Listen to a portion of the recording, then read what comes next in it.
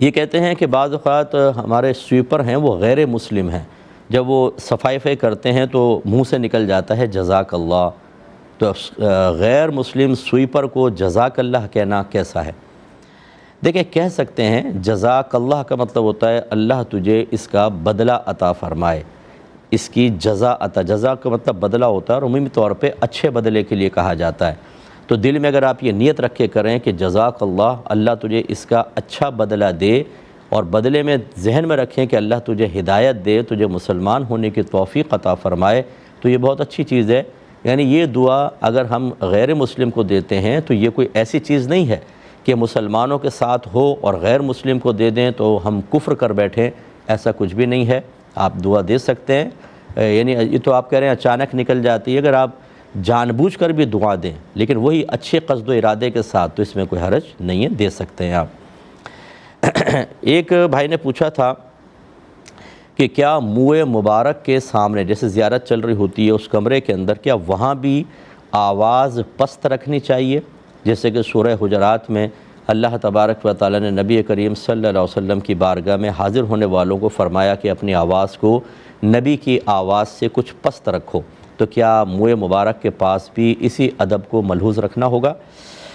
دیکھیں، ذات مصطفیٰ صلی اللہ علیہ وسلم کا حکم علیحدہ تھا اور منہ مبارک کا حکم علیحدہ ہے، کیونکہ وہ نبی کریم تو یقینی طور پہ سامنے موجود اور پوری ذات موجود، جبکہ یہ ایک جز تو کہہ سکتے ہیں آپ حصہ منہ مبارک، اور اس میں بھی کوئی کنفرمیشن نہیں ہوتی کہ یہ واقعی نبی کریم صلی اللہ علیہ وسلم کا منہ مبارک ہے یا نہیں۔ ہمارا حسن ظن ہوتا ہے، کچھ لوگ منسوب کر رہے ہوتے ہیں، ہم یقین کر لیتے ہیں، جس میں حرج بھی نہیں ہے، لیکن بہرحال اس کا وہ حکم نہیں ہوگا۔ یہاں پہ آواز بلند بھی ہو جائے تو کوئی حرج نہیں ہے، ورنہ یاد رکھیں جیسے علماء نے فرمایا کہ جیسے ذات کا ادب ہوتا ہے اس کے ذکر کا بھی ویسی ادب چاہیے، تو اس کا مطلب ہے پھر منہ مبارک ہی نہیں، اگر نعت شریف پڑھ رہی ہو اس میں بھی آوازوں کو پست رکھیں، کیونکہ ذکر کا بھی ادب کرنا ہے، اس میں کوئی ایسی حرکت نہ کریں کہ مثلا اگر نبی کریم صلی اللہ علیہ وسلم سامنے ہوتے تو جو حرکات آپ کے سامنے کرنا مناسب نہیں تھا وہ ذکر کے وقت بھی مناسب نہیں ہوگا۔ لیکن آپ دیکھتے ہیں نعت خوانیوں میں کوئی یہاں جا رہا ہے، کوئی وہاں جا رہا ہے، کوئی باتیں کر رہا ہے، کوئی کال اٹینڈ کر رہا ہے، جو لوکل قسم کے نعت خوان ہوتے ہیں ان کو تو بیچارے عمومی طور پہ لوگ غور سے سنتے بھی نہیں ہیں، جیسا ماحول آپ دیکھ رہے ہیں، تو پھر کیا یہ سب بے ادبی میں شمار ہو کر اور وہی حکم سورہ حجرات کا لگ جائے تو سب کا تو کام تمام ہو جائے گا۔ لہٰذا خلاصہ کلام یہ ہے کہ آپ ادب کرنا چاہیں، اس سے کوئی نہیں روکتا، لیکن اگر کوئی بلند آواز وہاں کر دیتا ہے تو اس پر یہ حکم لگانا کہ جیسے سورہ حجرات کا حکم ہے ویسا ہی یہاں پر بھی ہوگا اور تمہارے لیے بھی وہ حکم ہوگا، یہ بالکل غلط ہوگا، اس میں ذرا احتیاط فرمائیے۔ ایک کالر ہمارے ساتھ ہیں، پہلے کال لیتے ہیں۔ السلام علیکم۔ السلام ورحمۃ اللہ وبرکاتہ۔ جی مفتی صاحب کیسے ہیں؟ خیریت سے؟ اللہ کا بڑا کرم۔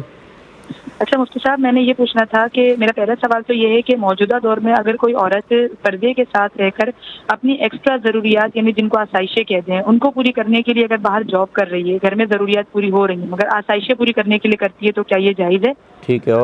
اور دوسرا سوال یہ ہے کہ اگر کوئی خاتون اپنے شوہر سے کہتی ہیں کہ بچوں کے جو پیسے ایکسٹرا جمع ہوئے نابالغ بچوں کے ان کو خرچ نہ کریں، مگر وہ ان کی بات نہیں مانتے اور وہ بطور قرض وہ پیسے شوہر استعمال کر لیتے ہیں، واپسی دینے کا ارادہ بھی ہے، تو کیا ایسی صورت میں زوجہ بھی گناہ گار ہوں گی اور کیا والد صاحب بھی گناہ گار ہوں گے بچوں کے؟ ٹھیک ہے۔ اور تیسرا سوال یہ ہے کہ بعض اوقات یہ ہوتا ہے کہ والدین غصے میں آ کر نابالغ بچوں کو تھپڑ مار دیتے ہیں، حالانکہ بچوں کو مارنا منع ہے، ایسے کوئی تھپڑ نہیں مارا کہ منہ پر نشان پڑ جائے لیکن ایک آدھ تھپڑ لگا دیتے ہیں، تو کیا اس سے بھی جو ہے نا وہ یہی گناہ کا پہلو آتا ہے جو حدیث مبارکہ میں چہرے پہ مارتے ہیں یا ویسے ہی؟ نہیں، چہرے پہ بچوں کو منہ پر تھپڑ غصے میں آ کے مار دیا، کبھی بعد میں احساس بھی ہوتا ہے مگر پھر اس کا کیا حکم ہے؟ ٹھیک ہے، اور میں عرض کرتا ہوں انشاءاللہ۔ یہ لے لیتے ہیں پہلے۔ دیکھیں، خواتین کا گھر سے بلا ضرورت نکلنا منع کیا گیا ہے۔ اب اس کو یوں سمجھ لیجئے کہ ہم نے پہلے بھی شاید آپ کو کئی دفعہ سمجھایا کہ ایک چیز ضرورت ہوتی ہے، ایک حاجت ہوتی ہے، ایک منفعت ہوتی ہے اور ایک زینت ہوتی ہے۔ وہ چیزیں ہماری ضرورت میں ہوتی ہیں کہ اگر وہ ہمارے پاس نہ ہوں تو ہم ہلاک ہو جائیں گے۔ دوسرا حاجت ہوتی ہے کہ وہ چیزیں اس میں شامل ہوتی ہیں کہ جن کے بغیر ہم ہلاک تو نہیں ہوں گے لیکن زندگی گزارنا انتہائی دشوار اور مشکل ہو جائے گا۔ منفعت وہ چیزیں ہوتی ہیں کہ ملیں گی تو فائدہ ہے، نہیں ملے تو نہ ہلاک ہوں گے نہ زندگی مشکل ہوگی۔ اور زینت وہ کہ جو فائدہ بھی کوئی نہیں ہوتا، صرف ڈیکوریشن وغیرہ سمجھ لیجئے۔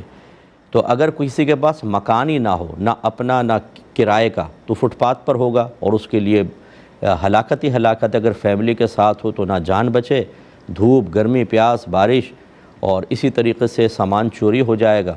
تو اس کا مطلب ہے مکان اس کی ضرورت میں ہے کہ اگر مکان نہ ہو، چاہے اپنا چاہے کرائے کا، چاہے ایک جھگی، وہ نہ ہو تو یہ ہلاک ہو جائے گا یا عزت خطرے میں پڑ جائے گی، تو یہ مکان اس کی ضرورت ہے۔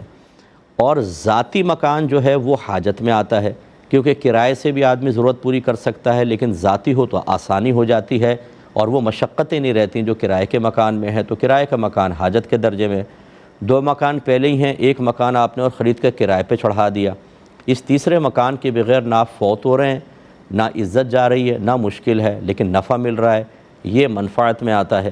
اور زینت جیسے آپ ڈیکوریشن پیس لگاتے ہیں گھر کے اندر، اور دیگر چیزیں، پردے وغیرہ لگا دیے، صوفوں کے کلر وغیرہ، کپڑے بدل دیے اوپر کے، یہ زینت میں آتا ہے۔ تو بس خلاصہ اب کلام یہ ہے، آپ کے سوال کا جواب یہ ہے کہ اگر کوئی بہن یہ سمجھتی ہیں کہ ضرورت یا حاجت کے درجے میں ہیں تو وہ باپردہ طریقے سے جا کر جاب کر سکتی ہیں، یا علاقائی ریکوائرمنٹ اگر یہ ہے کہ وہ خالصتاً پورا پردہ نہیں کر سکتی، جیسے باہر کے ملک کی ہماری سسٹرز ہوتی ہیں کہ بعض اوقات گھر چلانے کے لیے میاں بیوی دونوں کو جاب کرنی پڑتی ہے، اگر نہ کریں تو گھر کا نظام چلانا بڑا مشکل ہو جاتا ہے۔ وہاں بعض اوقات ضرورت کا درجہ نہیں ہوتا لیکن حاجت کا ضرور ہوتا ہے، اور وہاں پر وہ اپنے آپ کو مکمل طور پہ کورڈ کر کے، جیسے ایک اسلامی طریقہ ہے کہ اسکارف یا برقع یا نقاب وہ نہیں کر سکتی، تو جتنا اپنے آپ کو کور کر سکتی ہیں وہ کر کے جاب کر سکتی ہیں۔ لیکن منفعت اور زینت کے درجے میں اس میں ہم بہنوں کو منع کریں گے کہ وہ باہر نہ نکلیں۔ ماحول آپ جانتے ہیں، جب عورت ایک باہر نکلتی ہے تو بہرحال ماحول عجیب و غریب ہوتا ہے، تو ضرورت اور حاجت کے درجے میں تو ضرورت اور حاجت کو بنیاد بنایا جاتا ہے، ماحول کو نظر انداز کر کے عورت کو اجازت دی جاتی ہے۔ لیکن منفعت اور زینت کے اندر ماحول اور ضرورت کو دیکھا جاتا ہے۔ جب ضرورت ہی نہیں ہے، گھر میں گزارا ہو رہا ہے، تو وہ بہن باہر نہ جائیں۔ ہاں، کام سے ہم منع نہیں کر سکتے، بہن گھر میں رہ کر کام کر سکتی ہیں، کو آن ایئر کر لیں، کوئی ویسے کورسز وغیرہ کر لیں، ٹیوشنز وغیرہ پڑھا لیں، تو یہ بیسٹ ہے۔ لیکن اس طرح بغیر ضرورت کے گھر سے باہر نکلنے کو شریعت پسند نہیں کرے گی، گھر میں رہنا چاہیے۔ دوسرا کویسچن یہ تھا کہ نابالغ بچوں کے جو پیسے رکھے ہوتے ہیں، جیسے عیدی وغیرہ ملتی ہے، سالگرہ میں کوئی دے دیتا ہے، تو کیا والد بقدر ضرورت انہیں استعمال کر سکتا ہے، جبکہ ارادہ یہ ہو کہ بعد میں بچے کو دے دیں گے، یعنی گویا کہ قرض کے طور پہ لیتے ہیں؟ تو کیا اگر بیوی کے پاس ہیں اور شوہر مانگے اور وہ دے دے تو کیا زوجہ بھی گناہ گار ہوں گی؟ دیکھیں، نابالغ بچوں کا مال جو ہے وہ بقدر ضرورت والدین یوز کر سکتے ہیں، اور بیسٹ وے یہی ہے۔ ویسے تو عرف عام میں تھوڑا بہت تو استعمال ہوتا ہی ہے، اس کی اجازت ہوگی عرف کے اعتبار سے، لیکن بیسٹ یہ ہے کہ اس کو قرض کے طور پہ لیں، اور بعد میں جب موقع ملے جیسے آپ بچوں پہ جو خرچہ کرتے ہیں نا، حکم شرع یہ ہوتا ہے کہ جب بچہ خود اپنا مال رکھتا ہو تو والد پر اس کا نان نفقہ واجب نہیں ہوتا، بلکہ والدین اسی بچے کا مال اس پر خرچ کریں گے۔ جب اس کا مال نہیں رہے گا تو باپ نان نفقہ دے گا۔ تو جو بچوں کے لیے جمع ہو جائے، جیسے سوٹ لینے ہیں بچوں کے، کوئی جوتے لینے ہیں اور دیگر چیزیں لینی ہیں، تو بچوں کے مال سے ان پہ خرچ کر دیں، تو وہ سارا ادھر خرچ ہو جائے گا۔ اس طریقے سے آپ کو اس وقت دینے کی ضرورت نہیں ہے، لیکن فرض کر لیں کہ ہے ہی نہیں کچھ، چلیں وہ بچے کا مال استعمال کر لیں، اور پھر جب بچوں پہ کچھ خرچ کرتے ہیں تو وہی قصد و ارادہ کریں کہ جو مال لیا تھا وہ ہم بچے کو اس طرح دوسرے مال کی شکل میں دے رہے ہیں، تو یوں وہ قرض بھی اتر جائے گا۔ ایسا نہیں کہ اتنا ہی پیسہ رکھنا ہی ہوگا، بلکہ جو آپ کھلا رہے ہیں، پلا رہے ہیں، جو کپڑے وغیرہ دے رہے ہیں، اسی میں ان پیسوں کا قصد و ارادہ کر لیں، آہستہ آہستہ وہ سارا اتر بھی جائے گا۔ اور نابالغ بچوں کے مال میں بیجا تصرف یاد رکھیں منع ہی ہوگا، اور جب ضرورت کے تحت شوہر اس طرح تصرف کر رہے ہیں اور بعد میں رکھنے یا خرچ کرنے پر اسی بچے کے پیسے کے لوٹانے کا ارادہ موجود ہو تو زوجہ کوئی گناہ گار نہیں ہوں گی۔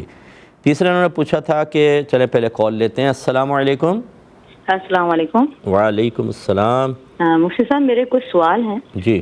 ان میں سے پہلا سوال یہ ہے کہ اگر شوہر اپنی ہی بیٹی کے پاس بیوی کو جانے سے منع کرے کسی حکمت کے تحت، تو کیا بیوی اپنی مرضی کے ساتھ جا سکتی ہے اس کے منع کرنے کے باوجود؟ شوہر بیٹی کو اس کی ماں سے ملنے سے منع کرے؟ نہیں، یعنی بیوی کو منع کر رہا ہے کہ بیٹی کیا نہیں جاؤ۔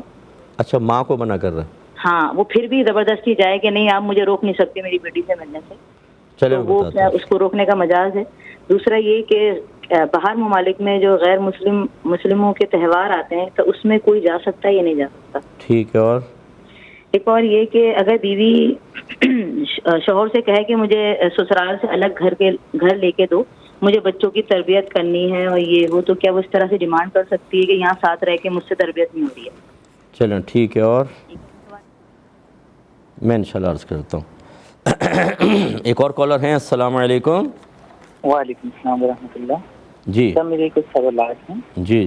اگر کسی خاتون کے ساتھ سائیکولوجیکل ایشوز ہیں اور بچے کو ان سائیکولوجیکل ایفیکٹ سے بچانے کے لیے پیدائش کو روکا جائے پرماننٹلی آپریشن کروا کر، تو کیا یہ جائز ہوگا؟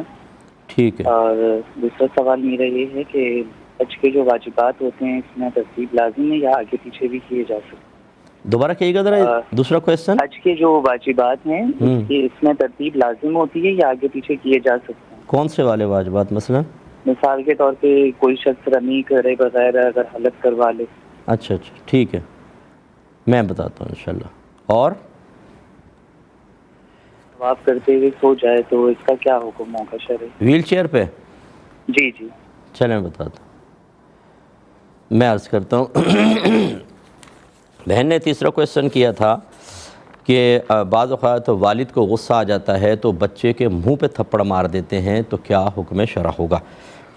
دیکھیں، چہرے پر مارنے کو نبی کریم صلی اللہ علیہ وسلم نے چونکہ منع فرمایا ہے تو یہ حکم سب کو شامل ہوگا. اور چہرے پہ مارنا تھپڑ، وہ بھی زوردار لگانا، ایک تو ہوتا ہے ہلکی سی چپت لگا دی، لیکن ایسا کہ جو باعث تکلیف بنے، نشان